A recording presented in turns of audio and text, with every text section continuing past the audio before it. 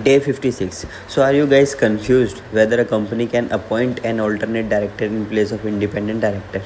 And is there any contradiction between Companies Act and SEBI regulations? Let's find out. तो companies act के हिसाब से एक company alternate director को appoint कर सकती है in place of independent director, मतलब इंडिपेंडेंट डायरेक्टर के लिए ऑल्टरनेट डायरेक्टर को अपॉइंट कर सकते हैं, बट उसके लिए कुछ कंडीशन सेटिस्फाई करनी होंगी।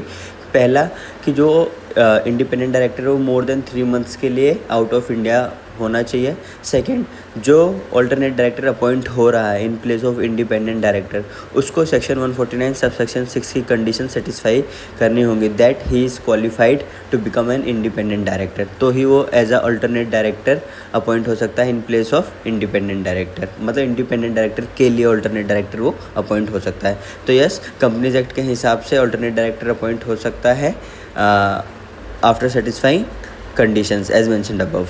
तो बट सेबी रेगुलेशन इस रिगार्ड में क्या कहता है?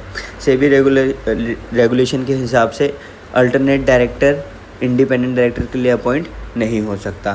सो SEBI LODR does not permit the appointment of an alternate director in place of independent director for listed companies. ऐसा क्यों होता है? बिकॉज इंडिपेंडेंट डायरेक्टर्स जो होते हैं वो ट्रूली इंडिपेंडेंट होने चाहिए और वो सारे प्रोसेस से गुजरने चाहिए, जैसे कि शेयर होल्डर्स अप्रूवल हो गया, बोर्ड अप्रूवल हो गया, नॉमिनेशन हो गया। तो ये इसलिए लिस्टेड कंपनीज में independent director as an alternate director appoint नहीं हो सकता। An alternate director does not follow the process, so it defeats the purpose of independence. Thank you so much.